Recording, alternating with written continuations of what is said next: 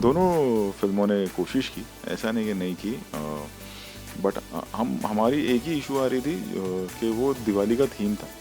वो एक झिझक थी कि कभी और आएँगे और वो थीम कनेक्ट होगा या नहीं होगा, बस उस वजह से, वरना कभी हमारा वो क्लैश होता ही नहीं है कभी किसी के साथ। लोग पूछ रहे थे कि अब अगली कॉप फ़िल्म कौन-सी बनेगी, 2008 से हम कॉन्स्टेंटली यही कर रहे हैं। मैं खुश हूँ कि लोगों को फ़िल्म पसंद आ रही है और इतने दिन अब हो चुके हैं लेकिन फ़िल्म चल रही है और एक रेवेन्यू जनरेट हो रहा है थिएटर्स के लिए।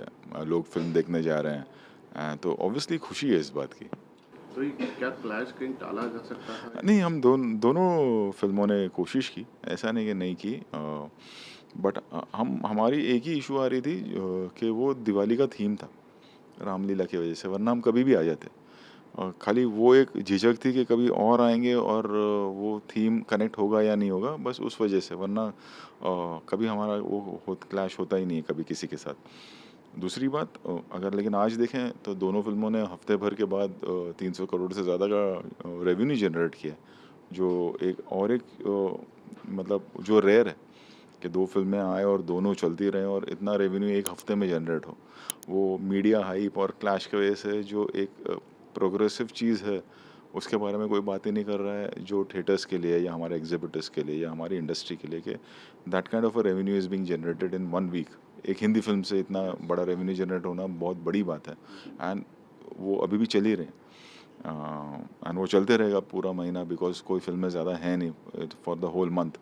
सो that's a beautiful thing and a big thing and I am happy कि रेवेन्यू जनरेट हो रहा है दोनों फ़िल्मों से। जी, मनमोहन बिल्कुल। देसाई एरा के बाद कोई ऐसा है कि अब ये बोलते जा रहे हैं कि सिर्फ रोहित शेट्टी कर सकते हैं। नहीं, कैसे हैंडल करते हैं इनको?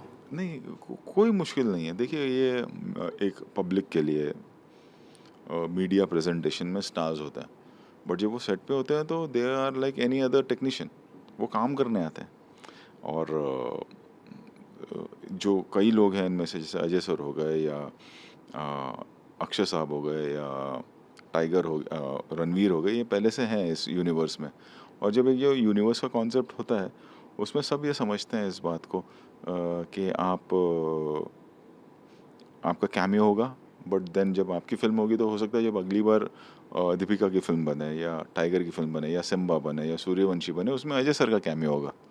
तो वैसे जैसे हम सूर्यवंशी बना रहे थे तो उसके एंड में अजय सर आते हैं, रणवीर आता है।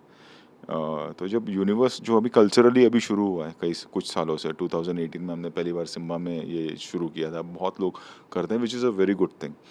तो तो अब एक्टर्स भी ये समझते हैं कि यूनिवर्स है तो हमारा कैमियो होगा and then there will be a film on उस पर्टिकुलर कैरेक्टर पे। ना आपकी इस पूरी कास्ट में एक तो अजय सर के बारे में बहुत बड़े प्रैंकस्टर हैं, ऊपर से अक्षय सर आ गए। ये ऑफसेट क्या माहौल रहता था? नहीं, इस फिल्म में इतना नहीं हो पाया क्योंकि बहुत मेहनत लगी।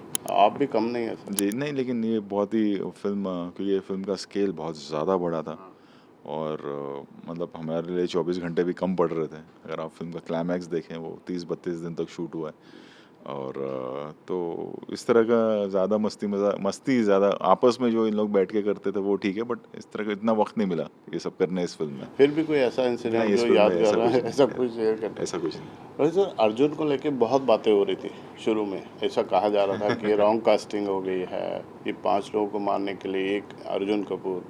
मगर फिल्म के रिजल्ट ने बहुत लोगों को गलत प्रूव किया। नहीं, गलत नहीं कहूँगा कि देखा मैंने, हम पहले आप हमें ट्रोल कर रहे थे, अब आप अर्जुन की तारीफ़ कर रहे हैं, तो मैं गलत नहीं कहूँगा। उनका अपना एक पॉइंट ऑफ व्यू होगा शायद अर्जुन को लेकर या हमारी जजमेंट को लेकर, और जब हमने उन्हें अपनी मेहनत से काम करके दिखाया तो अब उनकी उनकी उनका वो पॉइंट ऑफ व्यू चेंज भी हुआ है। आज वो सेम बात नहीं कर रहे हैं, तो वो अगर वो सेम बात नहीं कर रहे हैं तो आई थिंक हमें भी वो चीज़ को अप्रिशिएट करना चाहिए कि जो हम चाह रहे थे वो हुआ, लोगों को पसंद आ रहा है अर्जुन का character. So I am happy about that. But आपके अंदर जो स्पिरिट कैसे आती है, जिस इंसान का वक्त ख़राब चल रहा हो उस वक्त उसके साथ खड़े रहना, ये कैसे थॉट होती है इतने बड़े प्रोजेक्ट पे? नहीं, देखिए रिस्क रिस्क का क्या है कि एक फ़िल्म है, आपने बनाई, फ़िल्म चलेगी नहीं चलेगी, फिर आप आगे बढ़ जाएंगे लाइफ में। सो उससे ज़्यादा इम्पोर्टेंट ये होता है कि आपकी ईमानदारी और आपकी मेहनत, जो आपने अपना 100% दिया है कि नहीं दिया है, वो इम्पोर्टेंट होता है। मैं कभी इस तरह से सोचता ही नहीं हूँ। ऑब्वियसली मैं डायरेक्टर हूँ, मैं प्रोड्यूसर हूँ, मैं चाहूँगा कि मेरी फ़िल्म पसंद आए और लोगों को बहुत ज़्यादा पसंद आए। बट उससे ज़्यादा इम्पोर्टेंट होता है कि मेरे लिए कि हमने ऑनेस्टली मेहनत की है या नहीं, वो इम्पोर्टेंट होता है। अर्जुन ने उतनी ऑनेस्टली मेहनत की है या नहीं, या हम सब ने मिलकर अर्जुन पहली बार हमारे साथ काम कर रहा है तो उसने अपना 100% दिया, हमने हमारा 100% दिया और हमने फिर किस्मत और ऑडियंस पे छोड़ दिया और उन्होंने उसे पसंद किया। और सर जिस तरह से आपने कॉप यूनिवर्स स्टैब्लिश किया, मैं अभी आपके बाहर सिक्योरिटी वालों से बात कर रहा था, बोले साहब बोलते हैं सपने में भी पुलिस का यूनिफॉर्म दिखाई देता।